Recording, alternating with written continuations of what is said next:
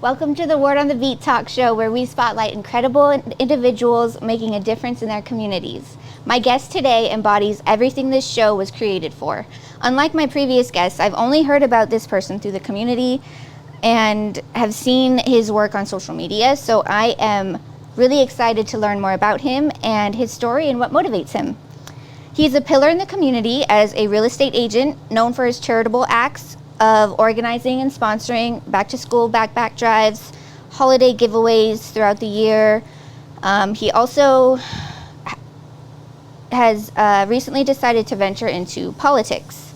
So, without further ado, I would like to introduce Mr. Richard Miller. Thank you.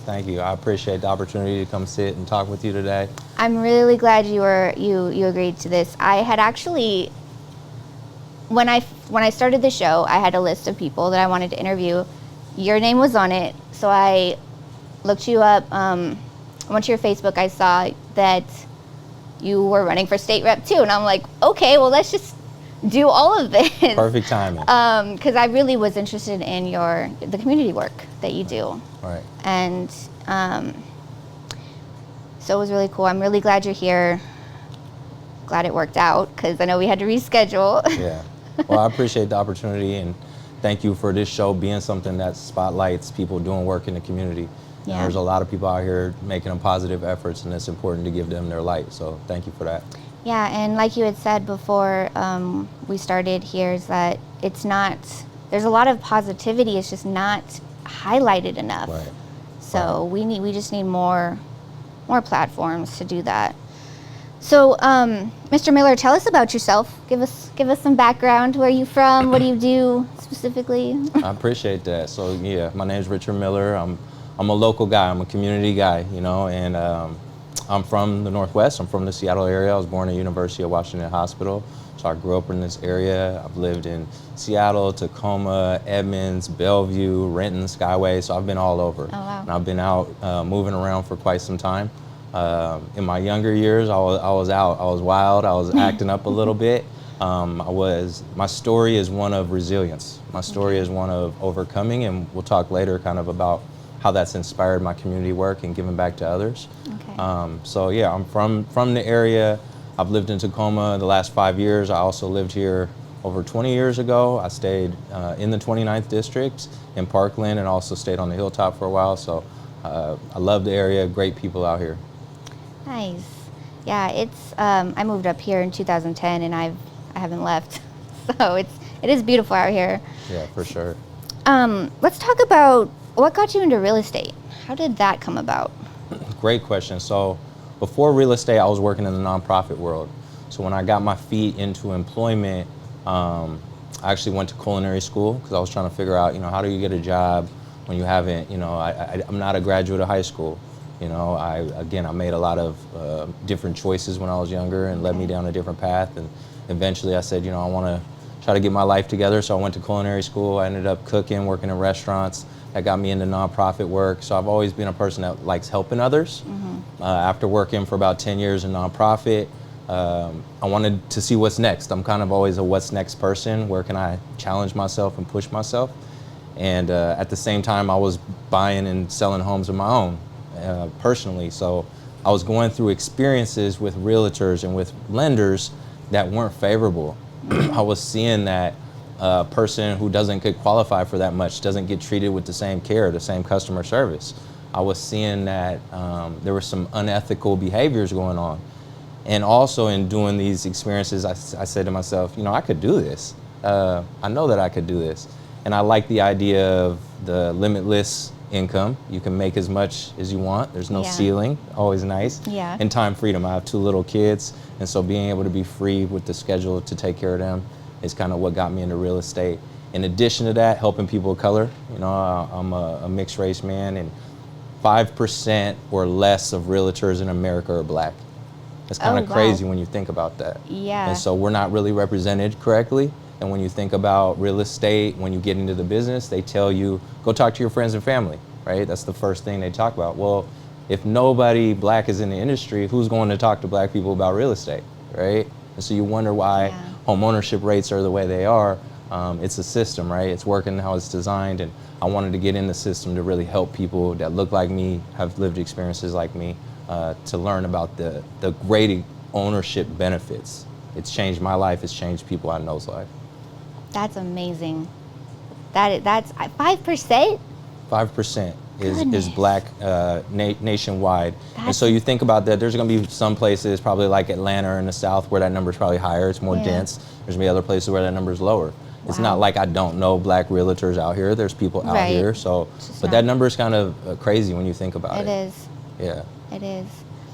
I was thinking about. I've been thinking about getting a house eventually. I've been renting since I was 18, Right. and it's awful because I know like I'm just wasting money renting when I could be putting it into a mortgage. But so you had made a post the other day where you had stated what kind of what people need to make annually. Yeah. That was discouraging. I'm not gonna lie. I saw that and I was like, that's that's depressing. So how does How do you get around that? Yeah. Yeah. So first and foremost, we had to understand where we're at. We live in the Seattle area, Seattle, Tacoma area, Washington. It's an expensive place to live, right? I grew up here. I've lived in Washington over 40 years. It's always been an expensive place to live in terms of comparison to, Tennessee or Oklahoma, right? Yeah. And so it's expensive. We're blessed with the beauty of having good jobs that pay good and the nature, but it's expensive to live. And then with rates being the way they are, and also the influx of new people moving to Washington. Yeah. Just again, last year, Washington and Seattle specifically was the #1 place in the nation that people are moving from out of state to. So you have all these people moving here, competing for high-paying jobs in the tech industry, Microsoft, Amazon, like that, making Yeah. tons of money and buying up all the houses. So that's what's made this situation. Now, to answer your question, how do you get around that? You get in when you can. The honest truth is, if you're able to afford a house, and not everybody is, I totally respect and understand that, but if you're able to, try to get in. Because the reality is we have a supply and demand issue. It's not going away. It's not going to get better. So when you can get in, you get in. Now, that's hard for single people, individuals, right? Yeah. Single income. Right now, if you make $60,000, $70,000 a year, you probably can't afford to buy a house. The reality, and it used to not be like that just 4 or 5 years ago. Right. And that's where a lot of people we know, our friends, family, they're at. It's closer to 6 figures at this point. So how do you get around that? There's the creative ways, and a lot of people are teaming up. So you're seeing multi-generational people buying. Somebody's mother and the daughter, they buy together, they share the place, then they split off, sell it a few years later. Now I got a little bit more money, I can work by myself. Friends coming together, things like that. Or trying to be creative with your purchasing options. Make sure they're good people. I've seen, I don't encourage like boyfriend and girlfriend. Make sure it's a lifelong relationship. Right. But those are the types of things you can do. There's also great programs out there. They just came out with the Covenant Home Loan Program, which is great specifically for people of color, 20% down. So it's going to bring down what you actually owe. So look into those programs, work on your credit, save your money, Is home ownership for everybody? Probably not. But rent is just all money out the door. Right. Yeah. It's what it feels like every month when I make that payment. Yeah. So how long did you say you were in real estate? I've been in real estate about 4 or 5 years. Oh, okay. Yeah. Really? Everybody says that, I think that's a blessing that people are kind of surprised by that. Yeah. I've worked my butt off to show my experience, to show my knowledge, to study, to really understand the market. So I'm thankful when people are kind of surprised and think that Right. I've worked in here much longer. I mean, because I see online just rave reviews for how you treat people, how you handle their home buying experience. Like, that surprised me. I thought you were in it for a lot longer. I appreciate that. And I think it's not necessarily about the length of time you've been in real estate, right? Right. It's about your integrity. It's about how you work with people. It's about taking the time to learn through challenges, through obstacles, about different scenarios, because every real estate transaction is different. So if you really understand that and you approach every transaction as, I'm going to overcome when there's a problem, I'm going to find solutions, then you become greater. There's people who are 20, 30 years in the game and really probably aren't that great at real estate. And there's people that maybe are 2-3 years in, but they've been working really hard that are much better to serve people. Nice. And you have to have like certifications to You have to have a license. Mm-hmm. So you take real estate classes. I've also helped a few different people get their real estate license. So I'm all about that, helping other people. I'm never like, hey, come sign up under me. That's not what I'm about. I just want to see you win.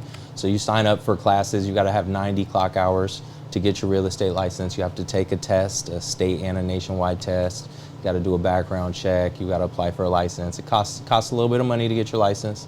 Then you hang your license with a brokerage and you start selling homes. Nice. And that's one thing I feel that is rare these days. Is a lot of people just gatekeep knowledge and information, and it's kind of messed up. Like, how are we supposed to all grow if we don't help each other out in some aspect? Especially if someone's interested in that field and you have the knowledge. So that's great to know that it's that scarcity mindset, right? It is. I think you see that in our community. You see that in this local community as well, of people feeling like, well, if I give up some of mine, there's not going to be enough. Yeah. You know, and the reality is, in my perspective, is there's enough for everybody. And if you look out for someone else, it'll come back to you in other ways. You know, when we talk about the community work, I always say, you know, it's a blessing to bless others, but also when you give to others, it's going to come back to you. You know, so I think if we all have that attitude a little more, it'd be great. The gatekeeping is definitely a real thing. Yeah. Speaking of community work, I have some pictures I'm going to pull up. You have, let's start with this, backpack drives. Yes. You've done various backpack drives. Yes. So how did this stuff get going? Yeah. What made you decide to do all this? Man, you know, everything that I've been able to achieve in the position I'm in and the position I'm in to be able to help out other people is really, I just got to give praise to God. Again, my younger years, I was in a different place. I never would have imagined I'd be running for state representative. I never would have imagined we'd serve over 6,000 kids in the last 4 years. Oh, wow. I'd be running a successful small real estate business. All these things are just a blessing to me. But during COVID, so many years ago now, 4 or 5 years ago, in the height of COVID, things were happening. And I was a person that always saw the folks who like sponsored a family, you know, around Christmas time. You see those folks? Yeah. They're like, hey, we're going to look out for this family. We're going to get them gifts. And I always wanted to do that, but I never did. And I just would say, I want to do it, but I never did. And it was that year, and I had friends from my social work experience that were working at King County Family Treatment Court. And I told somebody, I really want to help people at Christmas. I know it's COVID, people are struggling, people are out of work. What can I do? And she said, well, we've got the treatment court kids, and usually we have sponsors, but because it's COVID, we don't have anybody to sponsor us. And I just told them, I'm going to take care of all their Christmas. I didn't really know how I was going to do it, how it was going to happen, but I just said, I want to do it. I was compelled to do it. And they had about 65 kids in the program, and we took care of all their Christmas gifts that year, and we've done it ever since. I think I've done that one now 4 times in addition to these other events, and it's just grown. My goal when I started was doing 4 events a year. Last year we did 4 events. And really my community work is about community serving community. Yeah. It's not charity. Right. I want to be clear about that. Everybody deserves a helping hand. They deserve their neighbor to look out for them. And so I've been able to partner with great people. None of this was alone. It's all been with great community members, organizations, businesses. Shout out to all those people that have been involved. Because I've just been a piece of it. I've really just been lucky to help with it, is what I would say. And that just further goes into just your character and what type of person you are. And I have noticed online, of course, people really like to showcase, you know, the good deeds they do. Oh, look at me, I'm helping this man get food. And when I look at your accounts and go through, you don't brag. You're not a boastful person. You do post some things, but you're rarely in any of the pictures. You don't say, oh, hey, look what I did, look what I did. No, you really do focus on the community. And that's another reason why I really wanted to showcase you, is because it's not about you and it's clear, and that's awesome. Thank you.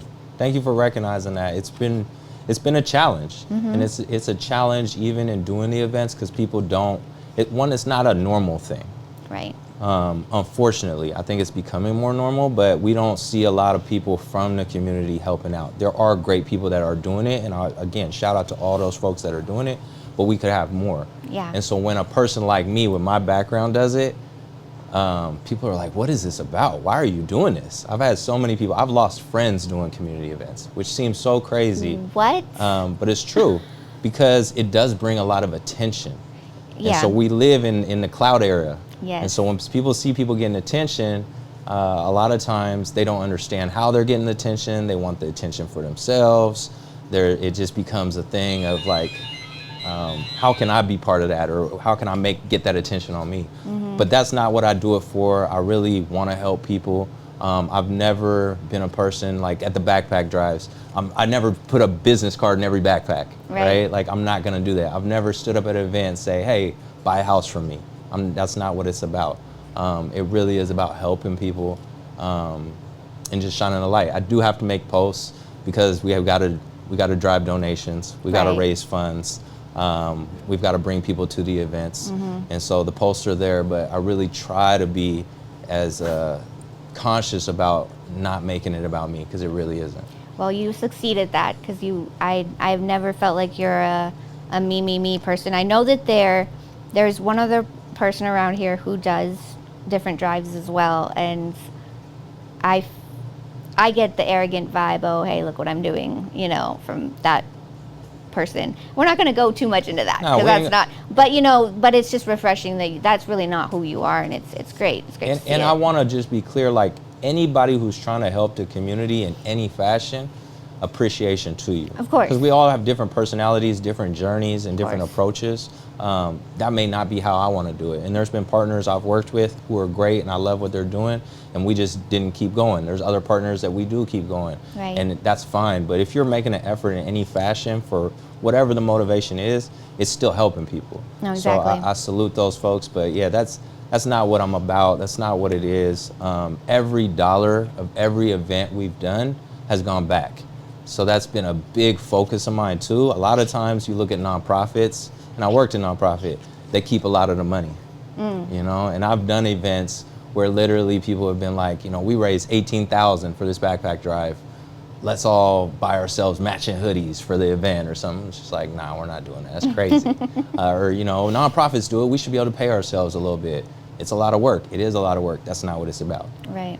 So that's just been my philosophy with doing it. It's been challenging though. Yeah. Do you feel like you have a lot of support organizing these events and like getting donations and things like that, or is that still kind of a struggle for you? One thing I've noticed and I'm thankful for is every time I do an event, we push to do it bigger than the last. So I'm always like, how are we going to do this? Like, is this going to happen?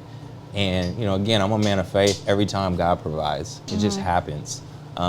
So I don't worry about it as much as I did in the beginning. I used to kind of get overwhelmed, like, man, we need to push this fundraising. And I'm not good at asking for help.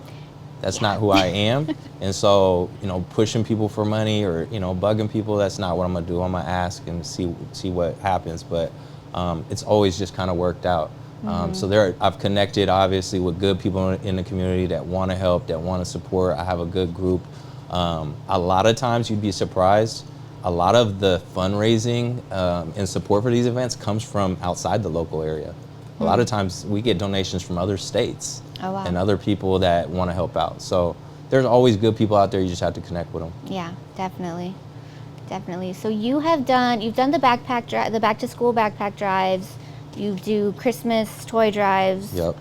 Easter baskets, which I thought was awesome. I don't think I've ever seen that until I saw you do it.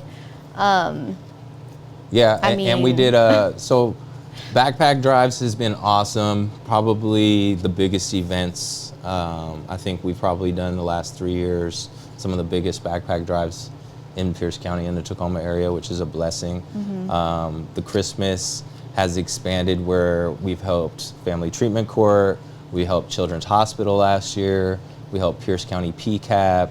I've been at Tacoma Santa Parade twice, handing out gifts. So that's been great. And Easter baskets, so again, when I set the goal, I wanted to do 4 baskets or 4 events a year. Yeah. So Easter kind of, you're spacing them out in quarters. Right. Easter was a great holiday for that.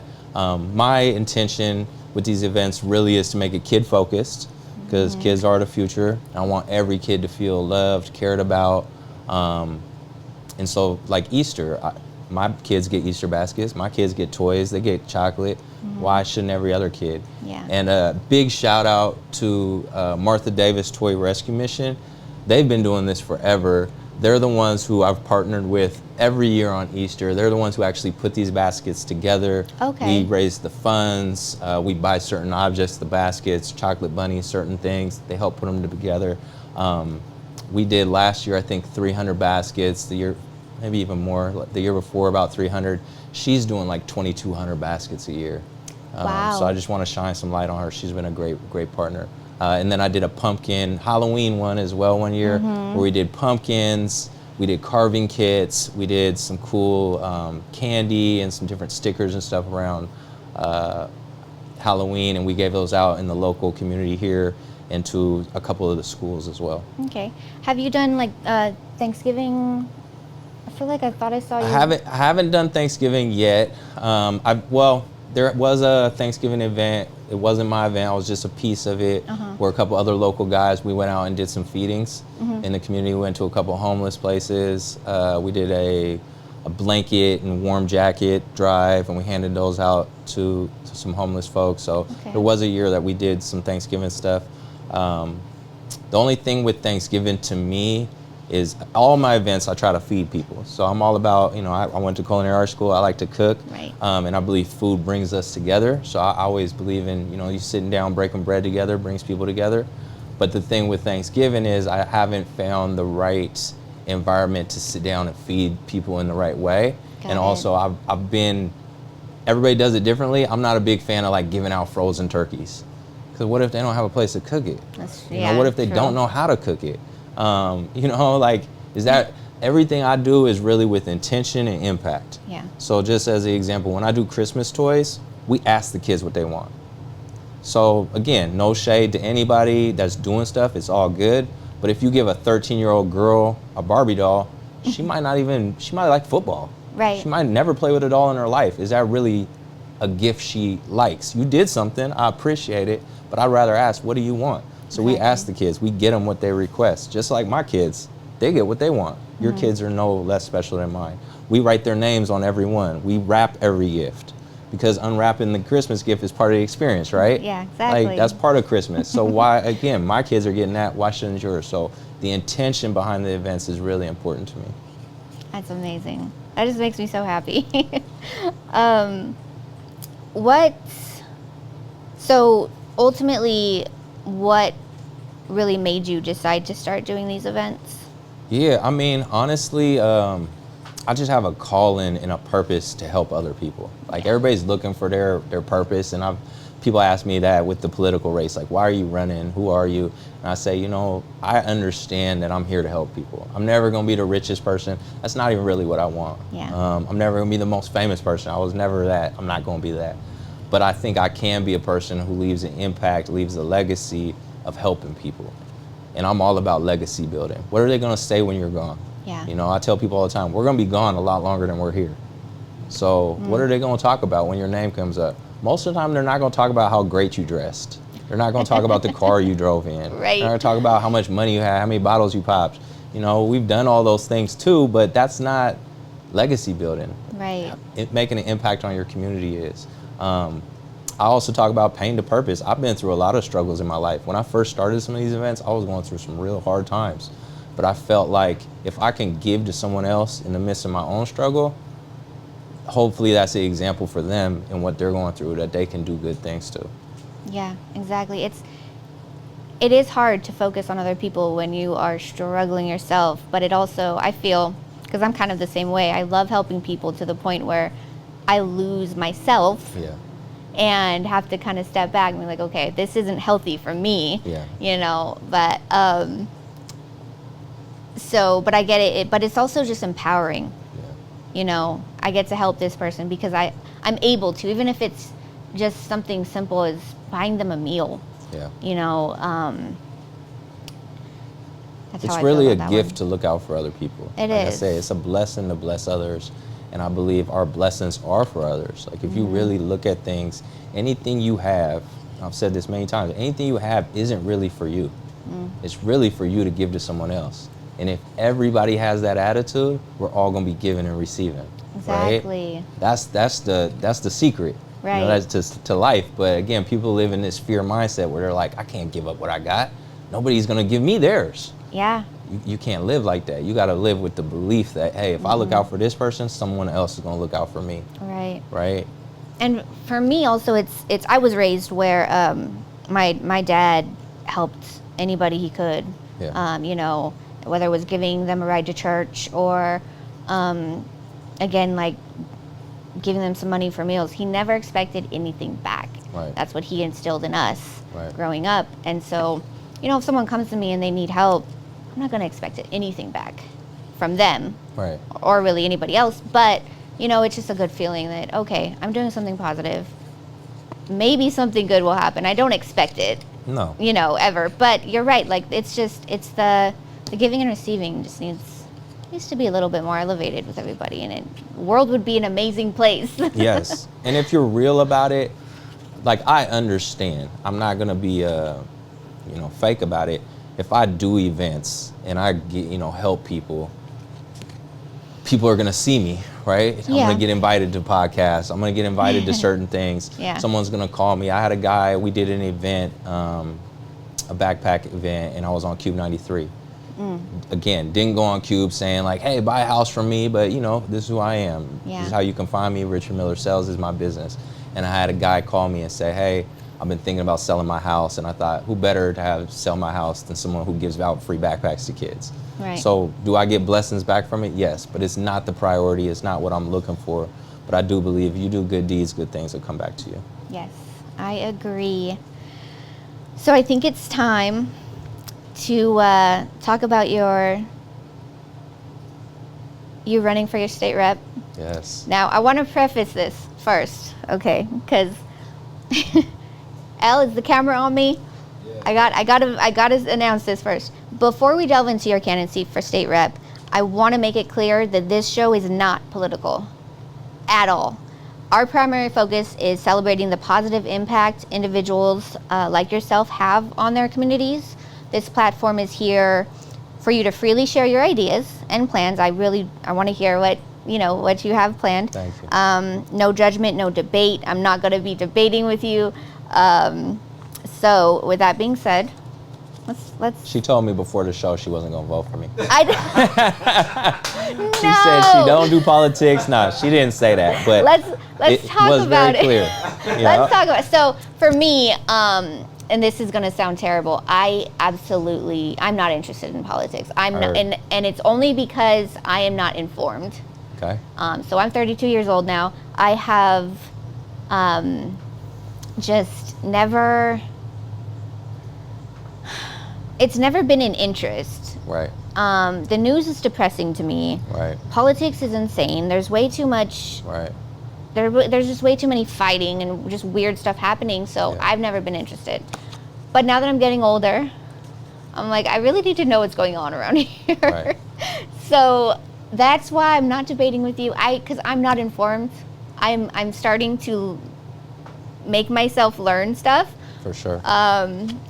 But it does interest me, like, why do people do this? And you don't have a background in politics. No, not at all. What made you decide to run for state rep?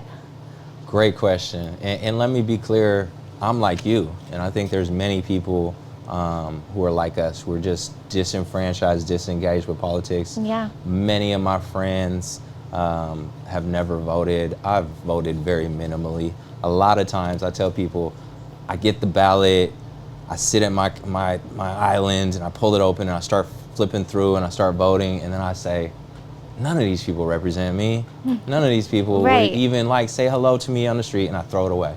So I'm the same way. Politics was never my passion, something I planned to do, something I was interested in. In my district as well, I'll say, 29th district, we have the lowest voter turnout in all of Washington. So right here in this local area where we're sitting right now, in my race last year, less than 25% of the people voted. So, or 2 years ago. So Wow. people don't vote out here, Right. and I get it. So what made me run? So it wasn't my goal, wasn't my plan, never thought about it. Through the community work, right? I'm out in the community, I'm trying to help people. People saw me, they saw what I was doing. Through real estate, I've made relationships with certain people in the community, and some people reached out to me, and they were just saying, the party reached out to them, or some people in the party reached out to them, and they said, hey, we're trying to see if someone who lives in this area would be interested in running. Do you have anybody you would suggest? And they said the first name that came to mind was me. Oh, so wow. definitely an honor. They brought it up to me. Again, when they brought it up, I was just like, what is this? The first week, I kept having the word weird come up, like, this is weird. This is just weird. Why are people asking me about running for office? I don't know what's happening. And when people ask me why I ran, I'll say it's 2 reasons. One, my father passed away last August. Interesting enough, when he passed away, I said I wasn't going to do any big decisions, no big things, right? Here I am running for office, the biggest thing in my life. But my father was he was always about trying. He always motivated you to try. He always said, being a good dad, being a good parent is about someone who tries. You're never going to do everything right, but as long as you're trying, you're doing good. So I knew in my heart, and just him knowing who I am, he would have loved this for me. He would have said, you'd be great at it. He would have said, I want you to try. He would have encouraged that. Second thing, again, I'm a man of faith. I definitely prayed about it before making a decision, and I felt strongly God was just like, go for it. I mean, he clearly was like, it's going to be hard, it's going to be challenging, but I'm going to be there with you. And so, that's what I'm doing. I think my blessing is I don't have big expectations. I have a business. I'm doing okay, whether I win or lose. But I want to give people that option. Just like how I said, sometimes I finger through the voter pamphlet and I don't see people that have my story. I want to give people that option. I want to give people a different option than what we're always kind of stuck with. Yeah, and I think that's one thing that kind of elevates you in polls, I feel, is that you don't have a political background. You're not somebody who is going to, intentionally lie and give false promises. Right. So I really, for me, and I don't know if I'm in your district to vote.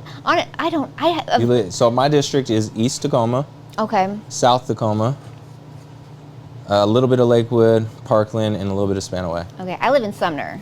So not you. I guess I won't be voting for you. So you're definitely not gonna vote, but I'm gonna push on him to vote for me. But really, it's about the people. That's the thing. Is honestly, it's not about me. Right. So end of the day, if the people in this area vote for someone else, I'm not hurt about it. Right. Because that's your choice. That's the beauty of democracy if it's done right. Yeah. Is that the people have the power. They get to choose. Exactly. So if the people say, no, we don't want you, it's all good. Like, right. I did my best. They get to make their decision. I'm not salty about it. But yeah, so it's east side Tacoma, basically down to the Emerald Queen Casino, right there off Portland. Okay. Most of the whole east side, South Tacoma, all the way across to South Tacoma Way. Lakewood, just a little bit off South Tacoma Way on that side of the freeway. Parkland, a little bit of Spanaway. So it's a big section. It's the highest Democrat voting district in the state, but the lowest voter turnout. Yeah. It's a very diverse community. Lots of different nations. My kids go to Franklin Pierce School District. We have 42 different languages spoken in our school district. So a lot of people from all over the place. Low income district, Yeah. right? But hardworking, great people. Truly some of the best people live in this area, and I felt like they need good representation. They need someone who understands they struggle and is willing to fight for them and not play the political games. Right. So what is your platform? What are your ideas? Yeah, so my main 3 issues that I'm running on are housing. I work in real estate. I see the housing crisis. I'm a little different from most realtors. Again, I really care about people. I really want them to do well. Yes, I want my business to do good, but it's not about that. It's really about helping people more than anything. So housing is an issue. Like, we are running out of housing. We got more people than housing. Gentrification is real. It's already happened in Seattle. It's happening in Tacoma. People are being moved out. Rents are going up. As you said, buying a house, first-time home buyer, super hard for people. Yeah. So housing, we need to work on finding more affordable housing options. Schools, my kids go to school. So I'm motivated by what I see with them. We need more resources for our schools. We need more funding for our schools. We need better relationships with the teachers and the parents. Yeah. So schools is definitely a big one. And my last thing is around public safety. It's kind of ridiculous that we're at a point where every day I go to my Walgreens, it's boarded up. You know, that I was at Dawson Playfield running a few months back, somebody pulled up and started shooting. Just isn't, our streets aren't as safe. Crime is just kind of whatever, it's out there, and we need to really bring it. My whole platform and slogan is around bringing the community back together. Yeah. Like, we just need people to look out for each other more, take care of each other more, and we could improve on all these things. Yeah. I had read about your ideas before the interview, and I work in affordable housing. Yep. I'm an admin to a senior VP of the region in affordable housing. It's a mess. Yep. It is. It's so difficult. The politics behind it alone it's all a mess. So when I saw that as being part of your ideas, I was like, you know what? Hopefully you can get voted in, and hopefully you can get it figured out, because it really is hard. And I don't even know. That's all I can say on that, because I don't know all of the politics behind it. Because again, I'm an admin. I just handle paperwork. So, but it's a complete mess out there. It's a complex thing, right? And I saw a guy many years ago speak to housing, and I think he summed it up the best I've heard it, just in a short sentence. There is no way to solve our housing problem without the people who have a lot giving up something of what they have. The reality is we have some people that have a whole lot, and they'll be fine even if they give something up, but we can't help everybody unless they give something up. So that idea I believe in. I do think there are better ways of doing it, even within the scope we have now. One, around the funding. So you work in housing, I worked in housing in a nonprofit. There's a lot of money that's spent in housing. Yeah. But I don't think it's spent correctly. Again, kind of going back to the community work, intention with the work. I think a lot of times we do kind of Band-Aid things. We just want to do symbolic policy. It looks good. Yeah. It makes people feel good, but it doesn't actually help people. So I look at things like when I was working in housing, the VA, for example, used to pay for homeless men to sleep in a shelter on a cot in a big room with people stealing, using drugs. They'd pay $77 a night for them to stay there. $77 a night. Times that by 30. You could have got them a studio. You could have got them an apartment. Right. Why are we spending all this money like that? Because the people with the money have a relationship with the shelters, who have a relationship with the nonprofit, who have a relationship, and they're all looking out for each other. Right. We need to X all that out. And not to say that the shelters don't need help. They definitely need help too. 100%. But there's definitely better ways to go around doing things. There's better ways to do it, and it takes time. It takes having a balance with people with lived experience. Yeah. Because you've got to include the people going through it.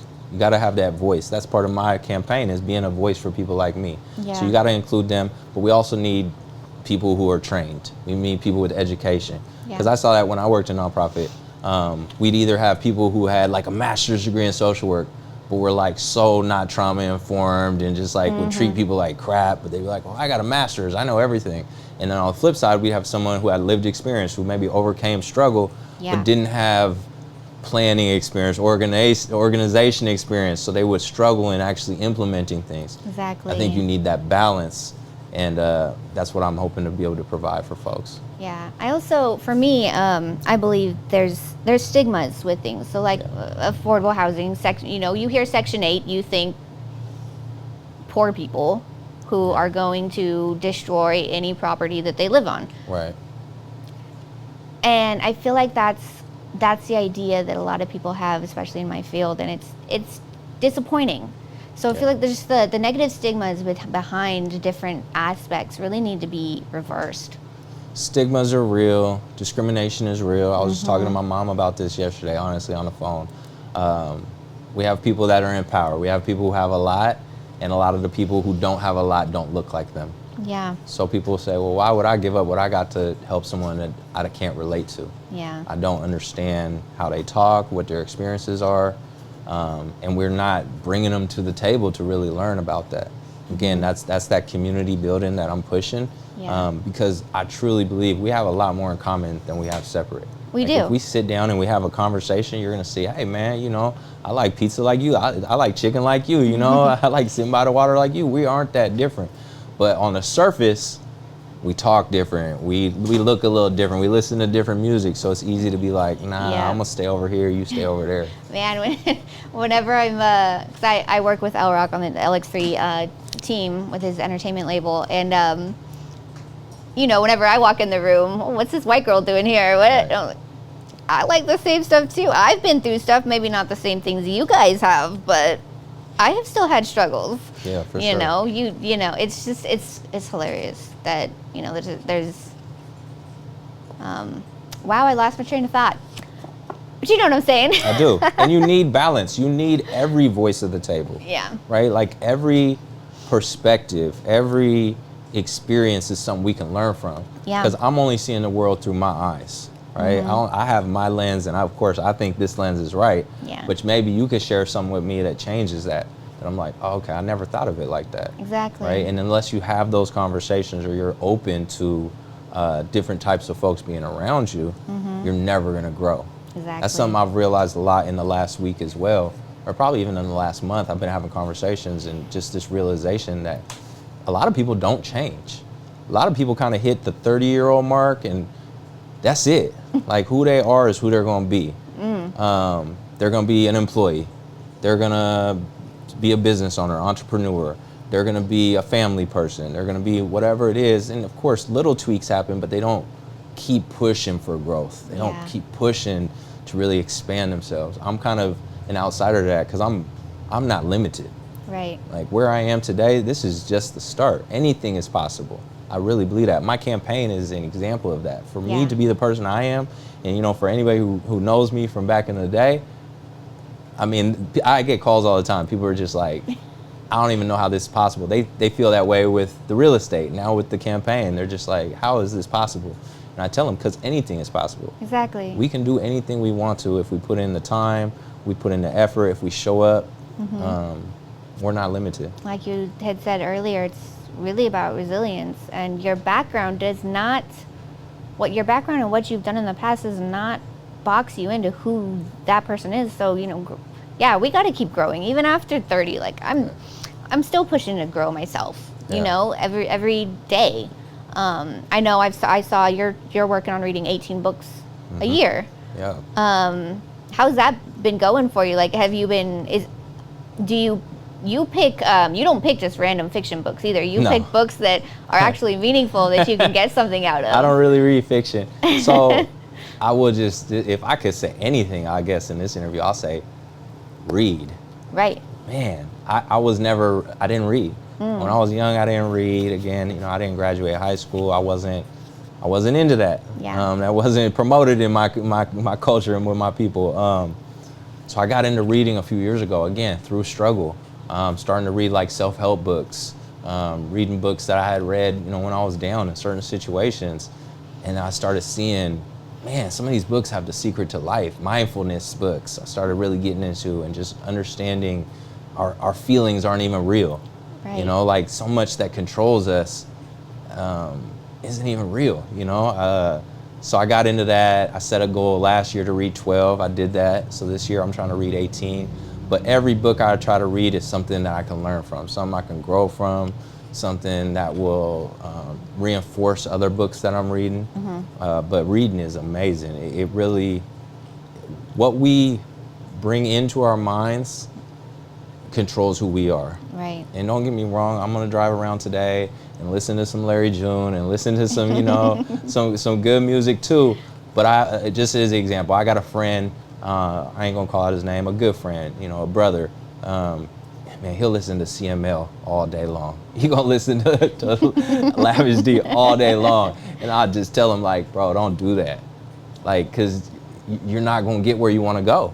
Just gonna be real. Like if I listen to this all day too, all I'm gonna wanna do is what he's talking about. Yeah. We are so conditioned by what we bring in. So bring in some positivity, and through reading, I think you can do that. Yeah, exactly. Now you've been out canvassing like crazy. How's the response been with that? It's been great. So canvassing, going out, knocking on doors, meeting the community. It's been amazing, man. Again, we have so many good people We do. in our area. And you would think, going up and knocking on a stranger's door is kind of crazy. Right. Especially as a man of color. Like, no, they're going to shoot me? Like, what's going to happen? They're going to run me out of here? They're going to cuss me out? But people have been so receptive. I mean, first sentence, I let them know, hey, this is what I'm running for. I got my flyer, I make sure, it's all good. Yeah. But people, they're hopeful. I think we live in a time where people are scared of the future, but they're also hopeful. Yeah. So I think when they see someone who's trying to bring positivity to the community, it reinforces that hope. Yeah. So I've had many people who are just like, thank you for even running, which is amazing. Like, it's my gift, Yeah. But yeah, they're very receptive to it. We live in a district where a lot of people don't even know who our politicians are, who our representatives are. Yep. So me running against an incumbent, I think, is a benefit to me, because typically the incumbent would have a lot of notoriety, and be well known. So I don't see that a lot. So that hasn't been a challenge for me. But yeah, very receptive. I mean, you meet great people. You get to kind of hear about their stories. And I always say, I'm running for you. So although I shared my platform, housing, public safety, schools, I ask every person what matters to you. Mm-hmm. And a lot of times they agree. Those are big topic issues. They're like, oh yeah, that you summed it up. But end of the day, if and when I get in office, it's not about what's important to me. Mm-hmm. Like, if those issues don't resonate with the community, then we're gonna do what the community wants, because it ain't about what I want. So okay. I think people appreciate that. Yeah. And people asking them, hey, what matters to you? Hey, these trucks are tearing up my street. Okay, well, let's see what we can do about it. Yeah. So the door knocking has been great. Now, because I don't know, how long, if you were to get into, if you were to win, yeah, how long is the term for? This is a 2-year term. Oh, it's 2 years. So this is for state representative for Washington State, so the Washington State House. So for people that don't know, every state has House representatives, House senators, mm-hmm. and then there's federal Congress representatives and senators as well. Mm-hmm. So in every state, or in our state, each district basically has about 2 representatives and 1 senator. And each, that's based off population size, so each representative represents about 68,000 people. Okay. None of this I knew 6 months ago. Just being real. He read about it. Yeah, I mean, I'm going to learn. I'm going to make sure I understand. I want to be informed. I want to do a good job. Exactly. It's a serious campaign. We are on the ballot. We're raising funds. We have good endorsements. Anything I do, I'm doing for real. Mm-hmm. Yeah, so it's exciting. That's so awesome. I think that's all. Honestly, that's all the questions I really had for you. Is there anything else you want to add that people will need to know? Yeah, I mean, I guess from the political standpoint, I'd say, and I appreciate your answer of not being informed. Yeah. Take time to educate yourself, because again, growth. You asked me about reading, you asked me about education, those kinds of things. Those things have helped me grow to who I am today, which is just the start. I tell people all the time, I'm just stretching. The game ain't even started yet. Yeah. But you have to do that through education. Going back to people don't change. Why don't they change? Because they're not taking in new information. Mm-hmm. Politics controls a lot of what we see around us. It's frustrating. I get it. Federal level, looking at Biden and Trump fight each other all day, it's crazy. I get it. But on a local level, when you talk about your parks, when you talk about your roads, when you talk about your schools, these people have influence on your life, on your children's lives. So if you're not involved, or at least have an understanding of who's in charge, you're at their mercy, right? Now I'll say, a lot of times we don't have choices, because we don't have a lot of candidates like myself willing to run. Mm. We kind of get stuck with who they pick and choose and put in places, and then people run forever. This position, there's no term limits. So you could stay in this position 20 years and nobody else will challenge you. You just sit up there and one person gets to be in charge of a whole community. It's kind of crazy. Yeah. So get informed on politics, study, look it up. See if you can relate to the people running. If you can't, that's up to you. I'm not gonna say everybody go vote, do what works for you, but make sure you're doing it based off information, not based off just an idea in your head. Yeah. So definitely check that out. If you want to check out the platform, check out the webpage. It's at communityformiller.com. I'd love if you kind of learn. I'm willing to meet, have a conversation, an email, whatever, Zoom meeting with anybody. Anybody wants to talk about the platform, have a conversation, ask me about it. I would love to talk to more people. Really, this is a campaign for change. I feel like we can really make a difference if we come together. So on that, I appreciate that. Going to the real estate, if anybody's interested in learning about real estate, you want to be an agent, I'm happy to share with you. I'm happy to guide you. Again, I'm not charging, I'm not trying to sign you up, anything like that. I just want to help.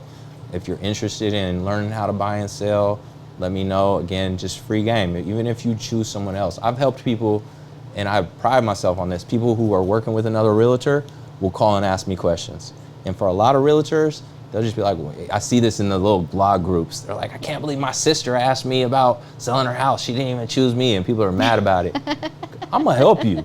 I'm gonna help you just on the strength. You know, maybe you'll choose me later. Maybe you'll tell a friend to choose me. Maybe you won't, and the blessing will come another way. I'm gonna still help you. So, and just to sum that up, my message to everyone is look out for your people. Look out for people around you.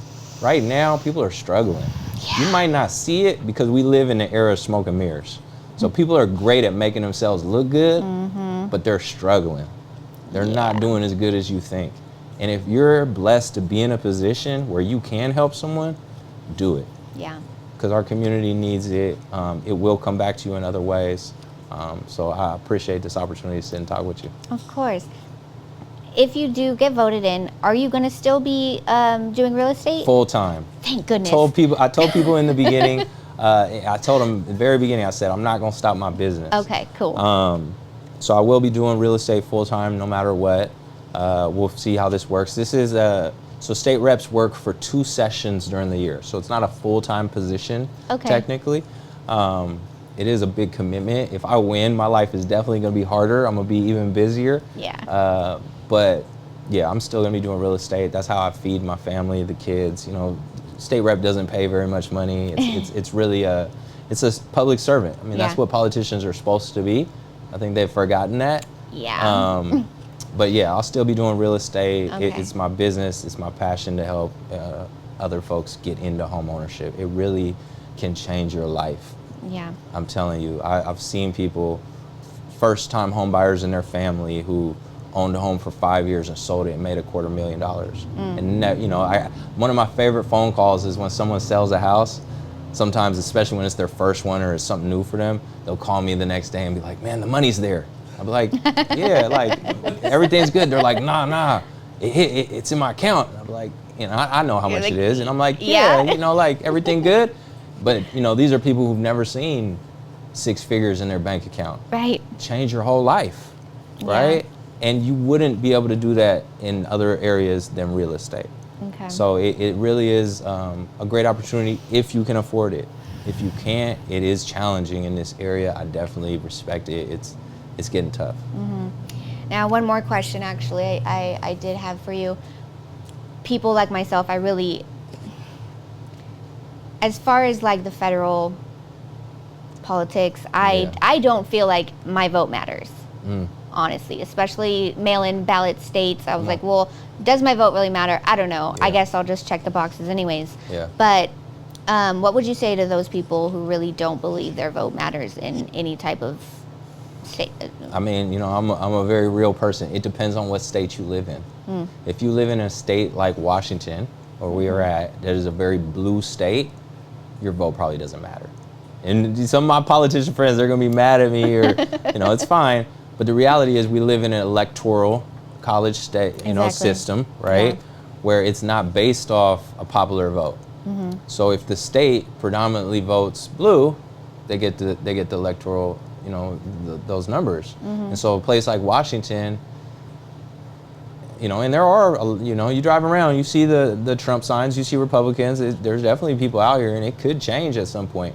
But for now, a place like Washington, probably your vote isn't going to change it. If you want it to be the other side, is it going to change it? A place like Michigan, a place like Georgia, a place like Arizona, certain other states where they're, what they call swing states. Yeah. Your vote matters. Okay. But on the local level, your vote does matter. Something I didn't know is that a lot of local races are decided by very minimal margins. So I've talked to elected people in this local area who've won elections by 46 votes, who've won elections by 112 votes. Like, if you think about that, that's not that many people. Right. That could be just like 6 friends and their family members. Yeah. If they had voted, it could have changed the outcome. So I think locally, your vote does matter. Okay. Federally, it really depends on where you live. Okay. Well, Mr. Miller, I really appreciate you coming out here and sitting with me, talking, giving Thank me you. some knowledge on this politics stuff. I won't be voting for you because I'm not in your district. Sorry. I guess that was true. Yep. But I really hope everybody get out there and vote. It makes a difference, as he said. Get informed. Get informed. Let's not even push the politics on people. Let's just say, make sure that the decision you're making is an informed decision. Yeah. And if you have the information and you choose not to vote, much respect. That's the power of democracy too, right? Is that we have the choice. Right. But just make sure you're making an informed choice. Don't make a choice just based off of what I think. Yeah.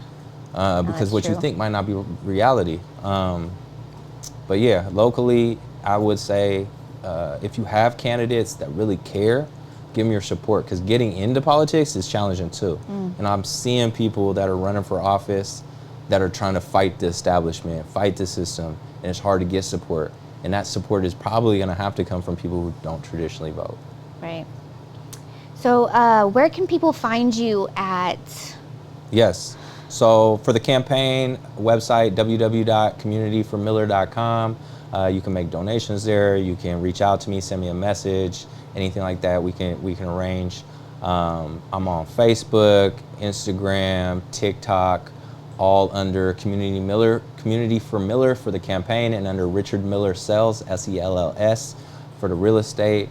Richard Miller. If you look up Richard Miller Sells, you're probably gonna find me pretty easy. Yeah. But yeah, I would love to connect with people. If you're interested in giving back to the community, you want to do an event, you want to just see how you can be involved, reach out. If you're interested in just learning about politics, reach out. I'm always about having conversations. Awesome. And all of that will be linked on the website and the YouTube page as well, the YouTube description when this drops. Again, thank you for being here. This has been so great learning more about you and what you're about.